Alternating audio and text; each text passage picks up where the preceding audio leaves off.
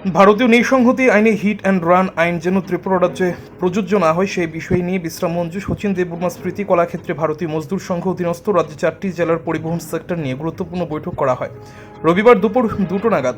এদিনের এই বৈঠকে ভারতীয় মজদুর সংঘ অধীনস্থ পরিবহন সেক্টরে পশ্চিম জেলা সেক্টর থেকে উপস্থিত ছিলেন সম্পাদক বাবুল ঘোষ, সিপাহীজলা জেলা সেক্টর থেকে উপস্থিত ছিলেন সম্পাদক সজল দেবনাথ, গোমতী জেলা থেকে উপস্থিত ছিলেন সম্পাদক পার্থ ঘোষ, দক্ষিণ ত্রিপুরা জেলা থেকে উপস্থিত ছিলেন সম্পাদক বাপি দেবনাথ। উক্ত সংগঠনে আলোচ্য বিষয় ছিল ভারতীয় নৃসংহতি আইনে হিট অ্যান্ড রানে সড়ক দুর্ঘটনায় যদি কোনো ব্যক্তির মৃত্যু হয় তাহলে চালকের 50,000 টাকা জরিমানা পাশাপাশি 10 বছর জেল হবে। বেশ কিছুদিন পূর্বে বিশালগড় সিভিল জুনিয়র ডিভিশনাল আদালতে ভারতীয় নৃসংহতি আইনে এক স্কুটি চালককে পিষে মারার অভিযোগে চালকের 10 বছরের জেল এবং 50,000 টাকা জরিমানা হয়েছিল। ত্রিপুরা রাজ্যে হিট অ্যান্ড রান আইন যেন লাগু না হয় সেই বিষয় নিয়ে এই দিনের এই বৈঠকে আলোচনা করেন নেতৃত্বরা। ভারতীয় মজদুর সংঘ অধীনস্থ রাজ্যের 8টি জেলার মধ্য থেকে 4টি জেলার পরিবহন সেক্টরের দায়িত্বে থাকা শ্রমিকদের নিয়ে এই দিনের এই সভায় বিভিন্ন বিষয়ে সিদ্ধান্ত গ্রহণ করা হয়।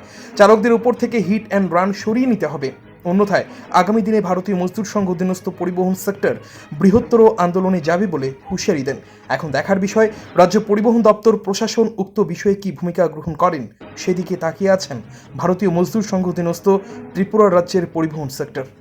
গিয়ে চুবল মারছে জলটা, নারায়ণ রাগ হয়ে ওই মাছটাকে আর কয়েকদিন মধ্যে নিয়ে নিল।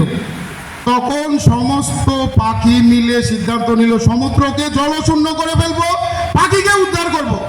তো আমরা এমন একটা প্ল্যাটফর্মে থাকি, সরকার বিরোধী কাজ করব না, কিন্তু আইনকে বিরোধিতা করব, দরকার পড়লে সারা ভারতবর্ষে আন্দোলন করব। আমরা এমন একটা রাজনীতি সংগঠন করি যে ওয়ার্ল্ডকে নেতৃত্ব দেয়। ত্রিপুরাকে থেকে ভারতবর্ষের অন্য জায়গায় যাবে না, মানে সারা ওয়ার্ল্ডকে নাড়িয়ে ফেলার মতন এমন একটা সংগঠন আমরা করি। আগামী দিন আমরা আমাদের শ্রমিককে উদ্ধার করার জন্য সরকার বিরোধী না হোক, কিন্তু আইন বিরোধী আন্দোলন আমরা করছি, করব।